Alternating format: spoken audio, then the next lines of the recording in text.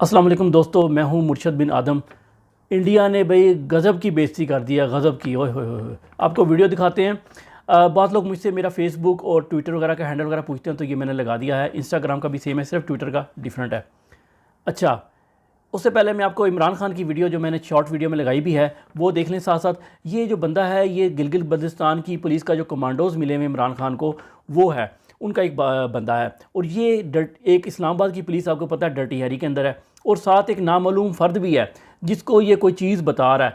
अब ये सिक्योरिटी का बंदा है, ये को उनको हॉलीडेज़ की कहानी तो नहीं सुना रहा होगा इस मौके के ऊपर। डेफिनेटली कोई अंदर की बात सिक्योरिटी लैब्स या कोई इन्फॉर्मेशन दे रहा होगा, तो इसके ऊपर नज़र रखने की बहुत ज़रूरत है। और इस वीडियो को मैंने कहा है कि पहुंचाया जाए इमरान खान की सिक्योरिटी तक, ताकि वो इसको देखें।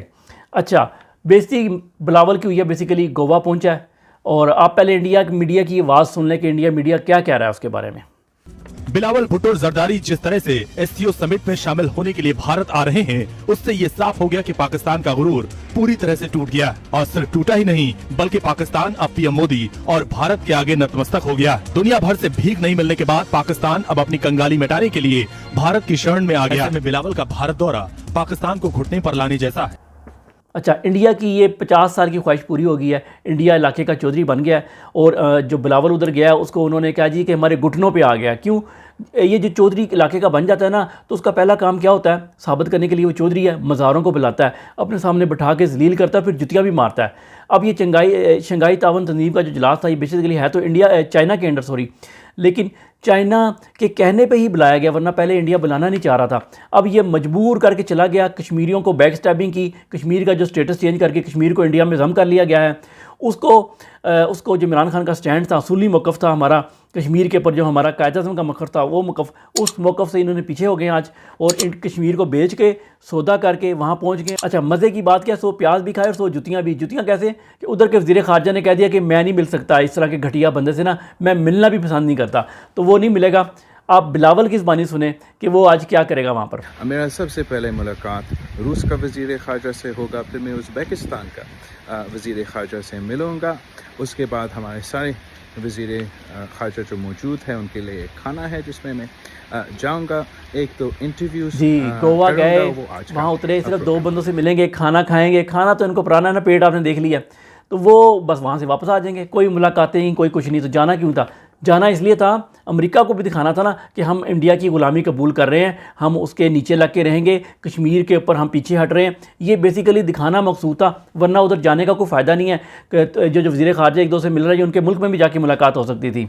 और ये परेशानी की बात नहीं है, ये बिलावल की बेइज्जती है, चोरों की बेइज्जती है। और ईस्ट इंडिया कंपनी की जो बाकियात है ना, उनको सलाम है, उनको मुबारकबाद पेश कर देते हैं, हाफिज़ विस्की और हाजी को, कि आप लोगों की जो थी ना, आप लोगों की जो थी पॉलिसी वो रंग ले आई है। आपने ग़ुलामी, आप लोग ग़ुलाम बनना पसंद करते हैं, ग़ुलाम बन गए हैं, मुबारक हो।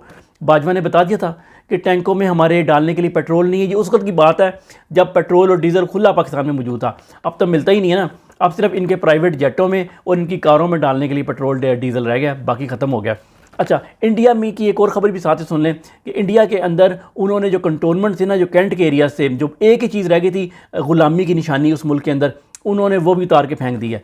उन्होंने तरमीम कर दिया और उन्होंने कहा कि कैंट जो है ना वो मुल्क में ख़त्म कर दिए जाएंगे। और वो जो है ना, वो म्यूनसिपल जो कमेटी होती है, जो शहरों की होती है, उसके अंदर म्यूनसिपल कॉरपोरेशन के अंडर कर दिया जाएगा उनको, और कैंट ख़त्म हो जाएंगे। और शुक्र अल्लाह का उधर DHA तो है ही नहीं है। और फ़ौज को वो पहले ही 50 साल पहले ही अपने अदलिया के नीचे ला चुके हैं कानून बनाकर। तो ये उन्होंने आखिरी निशानी भी ग़ुलामी की ख़त्म कर दी। और हमने ग़ुलामी में एक कदम और आगे बढ़ गए। और हमने अब इंडिया की ग़ुलामी तो बनती थी ना, क्योंकि अब वो किसी का ग़ुलाम नहीं रहा, तो अब हमें तो ग़ुलाम बनना ना उसका। आगे चलते हैं। इमरान खान की पेशी पे आज उनको 10 दिन की हिफाजती ज़मानत मंजूर कर ली है। लेकिन ये जो बेशरम जज आमिर फ़ारूक है ना, ये जज है जिसने इमरान खान को ज़बरदस्ती बुलाया, ये नाराज़ हो गया उधर। किससे नाराज़ हो गया? फवाद चौधरी से, कि आप बहुत ज़्यादा बोल रहे हैं। तो उसके ऊपर बड़ा नाराज़ हुआ कि अगर आप इज़्ज़त से ज़मानत नहीं लेंगे तो हम इसके ऊपर हुक्म लगाएंगे, मतलब कैंसिल कर देंगे ज़मानत आपकी। फवाद चौधरी रहा, उसका वकील है, वकील का काम बोलना ही होता है। और ज़मानत किसी कैंसिल हो जाएगी? इमरान खान की। ये इनका इंसाफ का देखें, लेवल चेक करें ज़रा इनका।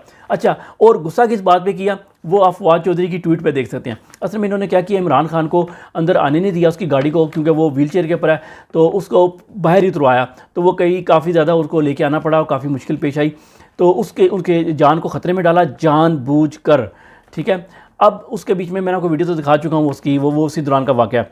अब फवाद चौधरी ने ट्वीट किया, क्या जज और जर्नैल भी इसी तरीके से चल के आया करेंगे पैदल पेशी, कि ये सिर्फ अवाम और अवामी नुमाइंदों को जलील करने के लिए तरीका आपने अपनाया। बेसिकली ये ख्वार है इस बेशर्म इंसान को। एक और बात मैं भूल गया करनी कि ये जो इंडिया ने रिपोर्टिंग की है ना कि घुटनों पे ले आए पाकिस्तान को, ये कर दिया, ये घटिया लोग हैं बेसिकली इंडिया के लोग, जो ना घटिया ज़हनियत है। ये जब इन्होंने एटमी धमाके किए थे ना 1998 के अंदर, उस वक्त भी ये ना कुत्ते की तरह पागल हो गए थे, हम पाकिस्तान को छोड़ेंगे नहीं, पाकिस्तान को हमारे घुटनों में आके बैठना पड़ेगा, ये बातें करते थे हम स्कूल कॉलेज में होते थे हम उस वक्त। और ये जो था ना, ये जब जिस दिन पाकिस्तान ने किए उस दिन जो थी ना इनका ये पेंटिंग गिली हो गई थी इंडिया की सब की। तो ये कल को इमरान खान आएगा ना इंशाल्लाह दोबारा इनकी जो है इनको हम अपने घुटनों पे बिठाएंगे इंशाल्लाह। और दूसरी तरफ हमारी जो कंपनी बहादुर हैं उनकी नाअहली चेक करें। पारा चिनार के अंदर स्कूल पे फायरिंग हुई, 6 उस्ताज़ा जो हैं उनको शहीद कर दिया कि अब तक की इतला के मुताबिक। तो ये किसकी नाकामी है? उनकी नाकामी है ना, जो कि आप हम घर के अंदर ही पाकिस्तान ही नहीं फतह हो रहा जिनसे, उनकी नाकामी है ये। उनको इस्तीफ़ा देना चाहिए, उनको निकालना चाहिए। खाली ये तो नहीं कि कोई मिनिस्टर है या कोई MNA MP है तो कोई काम नहीं करता जी इस्तीफ़ा दे घर जाए, इनको भी इस्तीफ़े देने चाहिए ना, ऐसा यही कानून होने चाहिए। इसके अलावा इमरान खान ने एक बात और की है कि जो लोग मुझे मारना चाहते हैं, जो मुझे हटाना चाहते हैं रास्ते से, वही लोग मुराद सईद को भी हटाना चाहते हैं। तो ये काफ़ी ट्रेंड है कि मुराद सईद भी हमारी रेड लाइन है। ये मैं पहले दिन से कह रहा हूँ कि ये रेड लाइन हर एक पे खींच दो। ये किसी को भी कुछ करते हैं ना तो उसको निलाने जंग समझना चाहिए। अच्छा, इंशाल्लाह अल्लाह ताला बेहतरी करने वाला है। आखिरी बात इंपॉर्टेंट, मोहम्मद मालिक जो कि एक एंकर है, उसके ज़रिए से एक नई चीज़ लॉन्च की गई है। लॉन्च ये की गई है कि उसने ये एक किस्म का बताया है कि जो अरशद शरीफ था ना, उसकी फैज़ हमीद जो था ना, जनरल फैज़ हमीद रिटायर, उसके साथ उसकी लड़ाई थी और उसकी चुपकरी थी, उसको भी शामिल तफ्तीश किया जाए। ठीक है, अब इससे समझ आए, पहले तो किसी को नहीं पता उनकी लड़ाई थी या उनका क्या था, कोई अगर हुई भी होगी कहीं पर तो उसकी बेस उसके दौर में क़त्ल भी नहीं हुआ। तो ये चीज़ें जो हैं ये सारी जो है ना घूम फिर के पॉइंट करती है कि ये बेसिकली मोहम्मद मालिक ने किसकी लाइन ली है? नवाज़ शरीफ की। ये उनकी लाइन है कि फैज़ हमीद और बाजवा को गंदा करो। ये तरीका होता है कि अगर आप अपने को साफ़ नहीं कर सकते ना, दूसरे को गंदा इतना कर दो कि आप उसके सामने साफ़ लगने शुरू हो जाएं। तो इसी बिना पर ये इमरान खान के ऊपर कीचड़ उछालते हैं ताकि शायद इमरान खान को इतना गंदा करो कि हमारी गंदगी जो है उसके सामने कम करने लग जाए। ये एक तरीक़ाकार होता है घटिया लोगों का। अल्लाह ताला आप लोगों की हिफाज़त फरमाए। अस्सलाम वालेकुम।